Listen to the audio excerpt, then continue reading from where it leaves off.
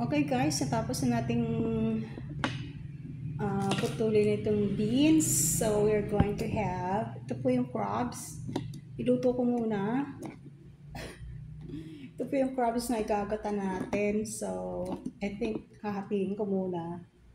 Then igigisa, di ba? So the crabs say, tong tong tong pakitong kitong. Remember that live stream of mine. Okay. So ito po, bali 3 piraso po ang ating gagataan na crabs. So yung iba, save na lang natin. Okay guys, thank you so much. So hindi ko alam kung paano ba hinahati ito. Will I have to use my scissor or what? Mainit pa. Okay lang muna ito guys. Mainit pa siya. Okay.